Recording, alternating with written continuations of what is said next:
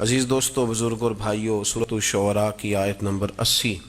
حضرت ابراہیم علیہ السلام اپنے زمانے کے کفار کے ساتھ گفتگو کر رہے تھے تو فرمانے لگے، قرآن مجید نے اس کا بیان فرمایا کہ وَإِذَا مَرِضْتُ فَهُوَ يَشْفِينِ، فرمایا جب بھی میں بیمار ہوتا ہوں تو میرا رب مجھے شفا عطا فرماتا ہے۔ انسان پر جتنے بھی امراض کا غلبہ ہوتا ہے وہ اللہ کی حکمت کا تقاضا ہوتا ہے۔ نبی پاک صلی اللہ علیہ وسلم نے ارشاد فرمایا کہ بیماری متعدی نہیں ہوتی، ایک سے دوسرے کو نہیں لگتی جب تک کہ اللہ نہ چاہے۔ عرض کیا، یا رسول اللہ صلی اللہ تعالی علیہ وسلم، میرے اونٹ کو اس اونٹ سے خارش پڑ گئی، تو حضور نے فرمایا اس کو کہاں سے پڑی تھی؟ آپ سمجھیے گا میری بات کو، سرکار کا سوال دیکھیے، یا رسول اللہ میرے اونٹ کو اس اونٹ سے خارش پڑی، تو فرمایا اس کو کہاں سے پڑی تھی؟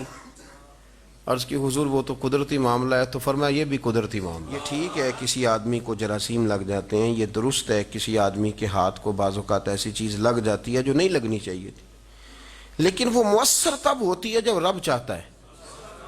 جب تک اللہ نہیں چاہتا کوئی چیز بھی مؤثر نہیں ہوتی، اثر تب ہوتا ہے جب اللہ کی حکمت ہوتی۔ اس بات کو اچھی طرح سمجھ لیں۔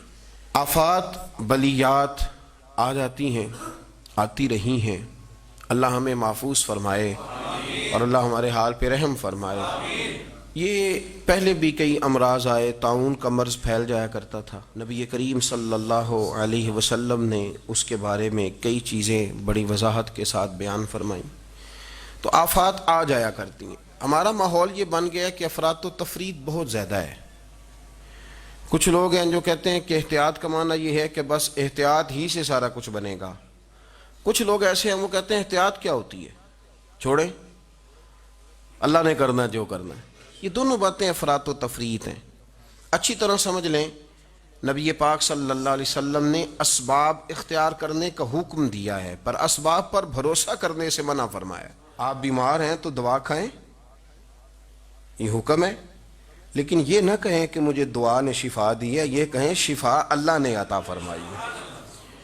اسباب کو اختیار کریں گے، آپ احتیاطی تدابیر پر آپ عمل کریں گے، لیکن آپ کو احتیاطی تدابیر نہیں بچائیں گی، بچائے گا اللہ، اللہ کی رحمت بچائے گی، بچانے والا اللہ ہے۔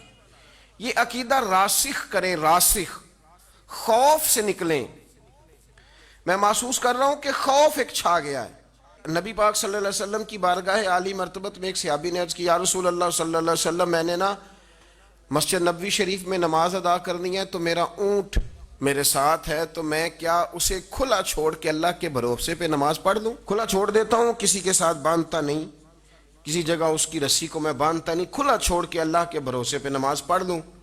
تو نبی پاک صلی اللہ علیہ وسلم نے جو بات ارشاد فرمائی وہ بس سمجھ لیں آپ، تو بہت ساری باتیں ویسے ہی واضح ہو جائیں گی۔ حضور نے فرمایا اونٹ کو باندھو، پہلے اونٹ کو باندھو، کسی میخ کے ساتھ، کسی قلعے کے ساتھ، کسی جگہ اسے باندھو۔ فرمایا جب باندھ لو نا، اب بھروسہ اللہ پہ کرو۔ بھروسہ اس قلعے پر، اس میخ پر، اس درخت کے ساتھ نہیں جس پر تم نے باندھا ہے، باندھا اس کے ساتھ ہے، اور بھروسہ اللہ۔ اس کو سمجھ لیں۔ آپ ہاتھ بھی دھوئیں، ہاتھ تو ویسے ہی دھونے چاہیے۔ حضور صلی اللہ علیہ وسلم نے فرمایا جو چاہتا ہے کہ میری فقیری ختم ہو جائے، میں امیر ہو جاؤں، وہ روٹی کھانے سے پہلے ہاتھ دھو لیا کرے۔ تو آپ ویسے ہی آپ کو ہاتھ دھونے چاہیے۔ حضرت مولا علی شیر خدا رضی اللہ تعالیٰ عنہ فرماتے تھے صبح جب تم اٹھتے ہو تو سب سے پہلے ہاتھ دھویا کرو۔ حضور کیوں؟ فرمایا تمہیں کیا پتا تمہارے ہاتھ نے رات کہاں گزاری ہے، ہاتھ دھو لو۔ تو ہاتھ آپ بار بار دھوئیں، کون منع کر رہا ہے؟